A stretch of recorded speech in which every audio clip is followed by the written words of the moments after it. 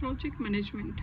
A project consists of interrelated activities which are to be executed in a certain order before the entire task is completed.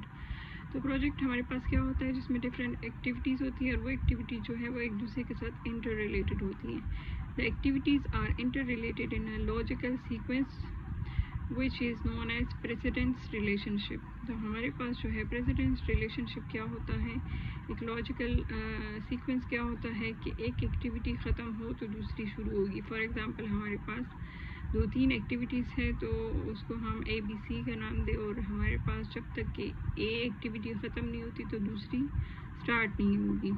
तो इसको हम लोग क्या कहेंगे कि ये एक दूसरे के साथ इंटर रिलेटेड होती है एक्टिविटीज़ और एक लॉजिकल सीक्वेंस में होती हैं और उसको क्या कहा जाता है, प्रेसिडेंस रिलेशनशिप. और project is represented in the form of network. और प्रोजेक्ट को जो है हम किस फॉर्म में करेंगे, नेटवर्क के फॉर्म में करेंगे. For the purpose of analytical treatment to get solution for scheduling and controlling its activities. और इसकी एक्टिविटीज़ को कंट्रोल और उनके सोल्यूशन निकालने के लिए और उनके एक्टिविटीज़ को कंट्रोल करने के लिए हम लोग क्या करेंगे, एक नेटवर्किंग यूज़ करेंगे. फिर हमारे पास आता है टेक्निक्स. तो टेक्निक्स में हमारे पास जो है 2 टाइप्स ऑफ टेक्निक्स यूज़ होते हैं प्रोजेक्ट मैनेजमेंट में. एक CPM है जिसको कहा जाता है क्रिटिकल पाथ मेथड और सेकंड जो है वो हमारे पास है PERT जिसको कहा जाता है project evolution and review technique. अब क्रिटिकल पाथ मेथड हमारे पास क्या है, CPM is a technique which is used for project where the time is needed for completion of project is already known. जिसमें हमारे पास टाइम जो है वो पहले से फिक्स किया जाता है और पहले से हमें नोन होता है. It is majorly used for determining the approximate time within which a project can be completed.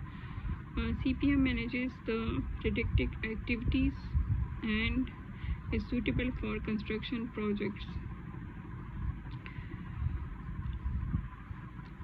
This technique was developed in 1957. Next हमारे पास जो सेकेंड टेक्निक है वो है PERT जिसको कहा जाता है project evolution and review technique which is used for the project where the time required for needed to complete different activities are not known. इसमें हमारे पास जो है टाइम जो है बिल्कुल डिफरेंट एक्टिविटीज़ को कंप्लीट करने के लिए कोई भी टाइम हमें नोन नहीं होता. PERT is majorly applied scheduling, organization and integration of different tasks within a project. तो ये कहाँ पे अप्लाई होता है, स्केजुअल करने के लिए, ऑर्गेनाइज करने के लिए और उसकी इंटीग्रेशन डिफरेंट टास्क की करने के लिए with in a project use होता है. It provides a blueprint of project. मतलब ये है कि ये इसकी प्लानिंग किस तरह से होगी, इसका डायग्राम कैसे आएगा, इसका नेटवर्क कैसे बनेगा. And efficient technique for project evolution. It is suitable for the project which required research and development. This technique was developed in 1958. Next हमारे पास है difference between CPM and PERT. तो फर्स्ट हमारे पास CPM है जिसको कहा जाता है क्रिटिकल पाथ मेथड और सेकंड हमारे पास है PERT जिसको project evolution and review technique कहा जाता है. तो जो CPM है ये क्या क्या करता है, it follows normal distribution where PERT follows beta distribution. CPM 1 time estimate किया जाता है जबकि PERT जो है वो 3 टाइम एस्टिमेट किया जाता है. CPM जो है वो हमारे पास डिटर्मिनिस्टिक मॉडल होता है और PERT हमारे पास प्रोबेबिलिस्टिक मॉडल होता है. For similar project repeated. और PERT में क्या होता है, ये किसके लिए यूज़ होता है, न्यू प्रोजेक्ट के लिए. CPM जो है वो हमारे पास एक्टिविटी ओरिएंटेड होता है और PERT जो है वो हमारे पास इवेंट ओरिएंटेड होता है. CPM जो है वो फ्लोट एस्टिमेशन के लिए यूज़ होता है जबकि PERT हमारे पास टेक एस्टिमेशन के लिए यूज़ होता है. CPM जो है वो हमारे पास money is important consideration where in PERT time is important consideration. CPM activity duration is fixed, इसमें हमारे पास एक्टिविटी का ड्यूरेशन जो है फिक्स्ड होता है, जबकि PERT में ड्यूरेशन हमारे पास फिक्स नहीं होता। CPM जो है वो यूज्ड होता है डेमी एक्टिविटीज़ के लिए, और PERT जो है वो हमारे पास it does not use dummy activities. Next हमारे पास इम्पॉर्टेंट फेजेस हैं प्रोजेक्ट मैनेजमेंट के। तो क्या है कि सबसे पहले हमारे पास आता है प्लानिंग। तो divide the project into distinct activities, सबसे पहले एक्टिविटीज़ को जो है डिवाइड किया जाता है डिफरेंट एक्टिविटीज़ में। फिर एस्टिमेट किया जाता है time requirement for each activity. इसके बाद इस्टेब्लिश किया जाता है प्रेसिडेंस रिलेशनशिप अमंग एक्टिविटीज़। और नेक्स्ट हमारे पास कंस्ट्रक्शन ऑफ एरो डायग्राम, जिसको हम नेटवर्क भी कहते हैं।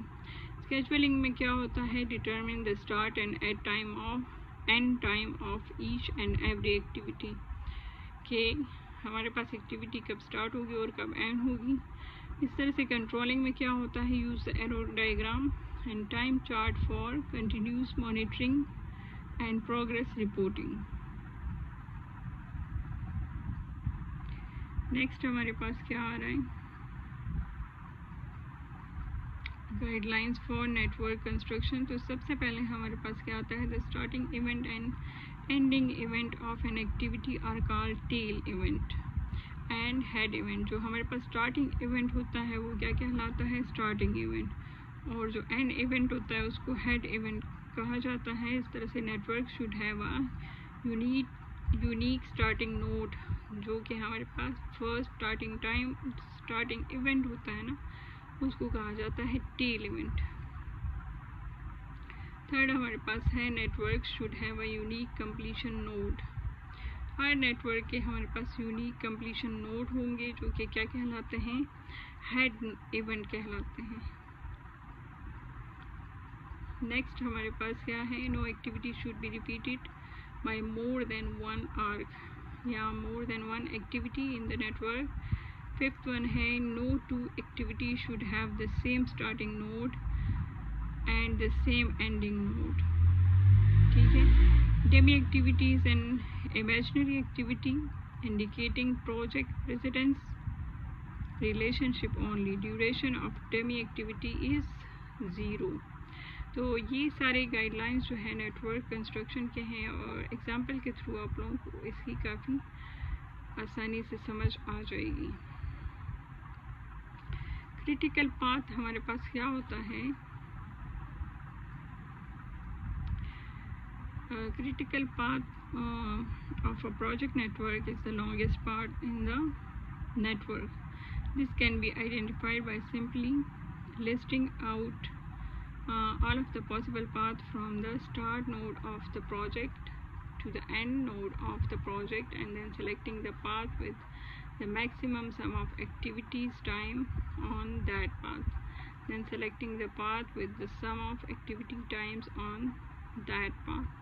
जैसे कि आप लोगों को ये नज़र आ रहा है, इसमें हमारे पास जो है ये स्टार्ट हुआ है, एक्टिविटी जो है वो स्टार्ट हुई है 1 से। तो ये हमारे पास क्या है,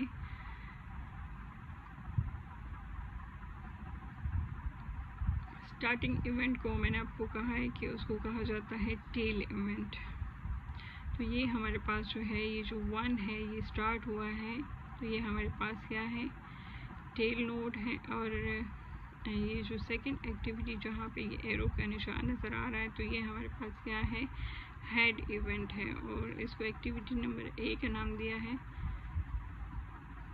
और इसको नोड भी कहा जाता है।